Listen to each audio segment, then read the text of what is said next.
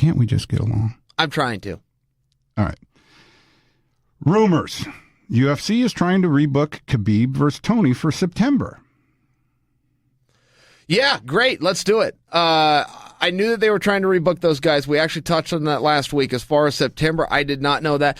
I'm happy for Khabib. You know, I do not like a guy that gets kicked when he's down. Khabib missed weight. He missed out on a payday. He missed out on an opportunity. He missed out on a title fight.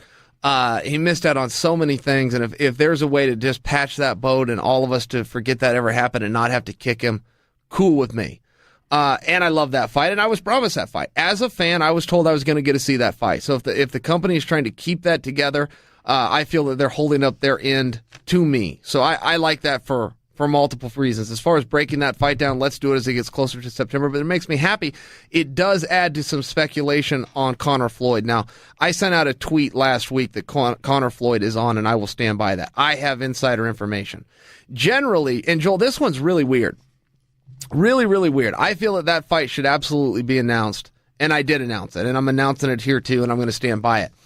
Generally, when you hear a rumor of a fight, what a reporter will do is he will go to the highest possible person that would know, which is the fighter. If you call Conor and say, Conor, are you fighting Floyd? He will say yes. Normally, you would run that story. If you call Floyd and you ask him, Floyd, are you fighting Conor? He will say yes.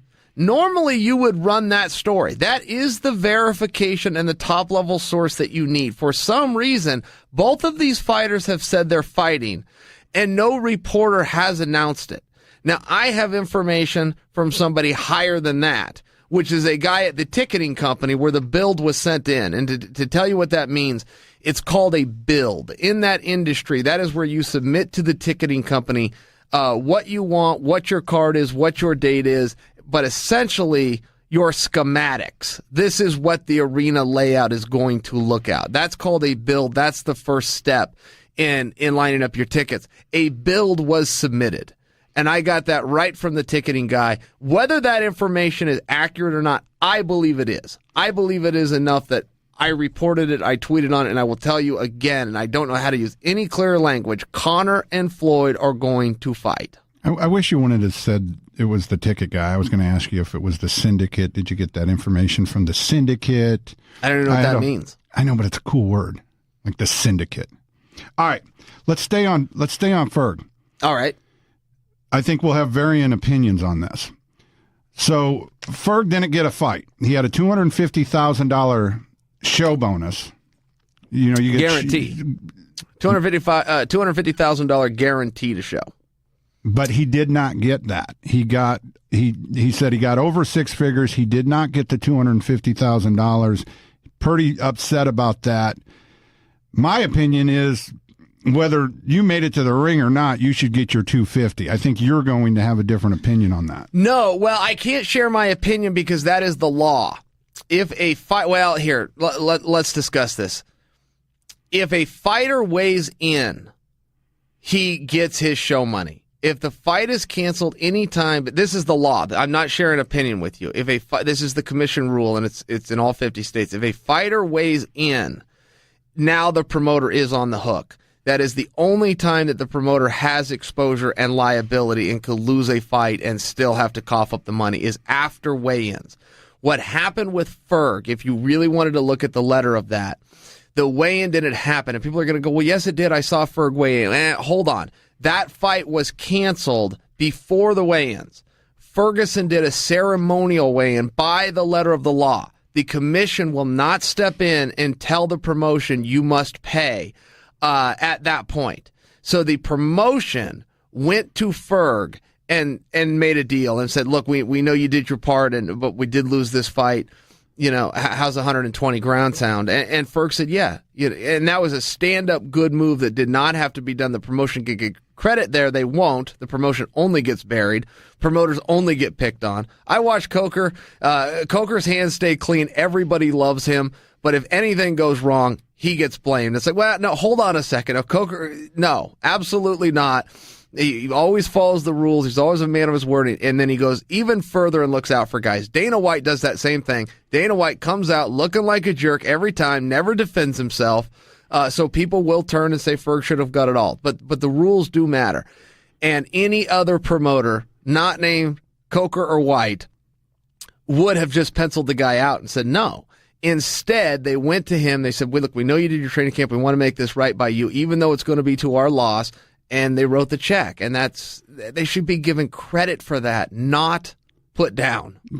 If you could only marry one person, and it was Coker, Dana White, and Daniel Cormier, which one would it be? I don't think the Cormier. I don't know where you say I have some kind of love for Cormier. God, I can't wait to start talking about that fight in a minute. Oh God, you would have married him. Cormier and AJ? Yeah, I'm into that fight. But when I give you an analysis and say, look, the fight's already happened, and we have to base reality on information we have, those guys already fought. It's fair for me to say that I give a nod towards Daniel. It doesn't mean I know Daniel's going to win it. I'm not going to watch that fight, but I do have evidence, which is that fight in the first sequence, and it already happened, and Daniel won. That's just what happened. That's fair. If Jacob just told us DC was in the lobby, would you fix your hair before letting him in?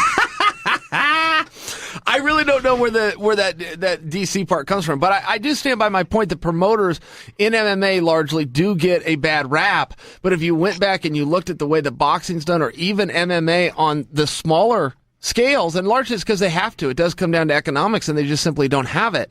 They do a lot of things where they look after the guys, and they only get criticized. And I do look at it sometimes and go, no, wait a minute.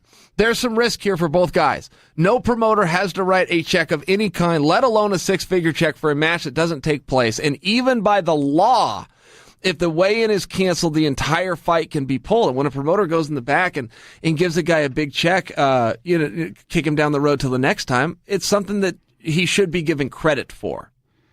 Rumor. This is Kyle Snyder, who we talked about in detail yesterday, is looking to make his MMA debut before the 2020 Olympics. That's not a rumor. That's 4 years from now. You need a fortune teller for that. That's pure speculation. I won't even comment on it. And if you're asking me to sell or short that one, I will short it. He will not debut before the 2020 Olympic Games. Here's some juicy stuff.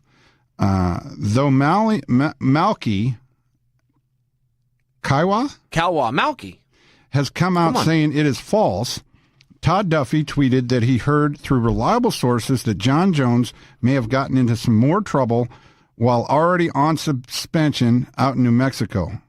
Only time will tell. Only time will tell. I have no comment. It's the first I heard. But again, if you wanted me to just give an opinion, I'm going to say no. If there's anybody that a secret can't be kept with, it's a star like John. I mean, the second he was in that traffic accident, we knew before reports came out on the news and media. I was sitting on an airplane, and I had news. So no, if anything had happened with John, there'd be no way to keep that secret. And frankly, Malky is very good at getting out and getting in front of a story. If there was any truth to it, they would have already done that, is my opinion. I suppose what you said, time will tell.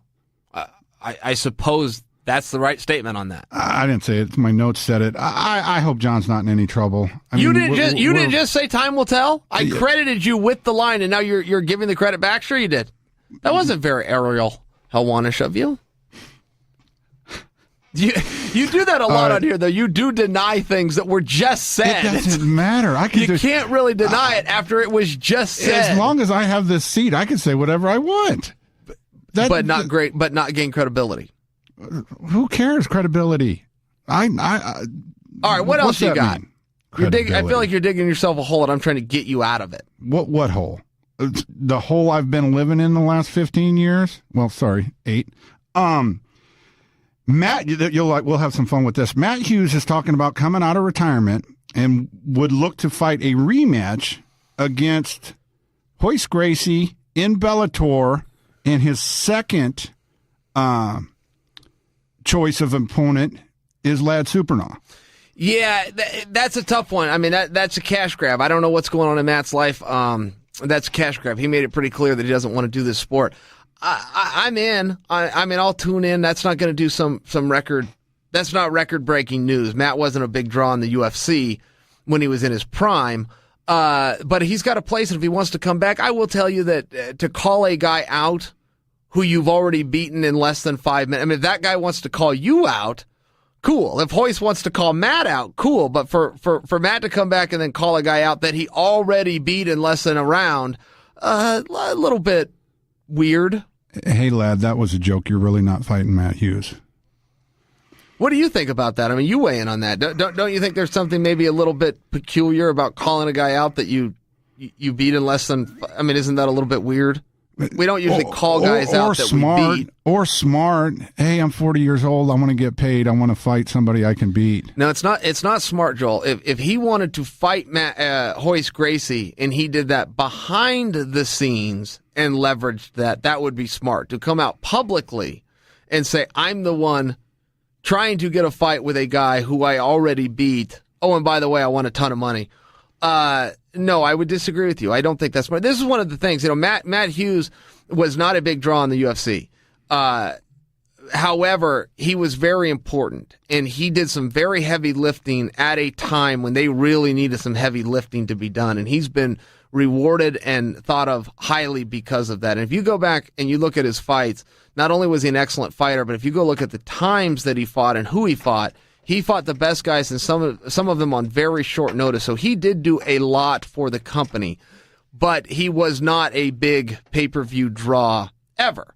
So to come back now, I'd imagine he won a pretty big paycheck. He was given big paychecks back then out of his loyalty to the company, but he wasn't actually bringing in that revenue. So I don't know what you do with him. If you take a hardcore fan like me, that's pretty exciting news. I'd like to see Matt and Hoist fight.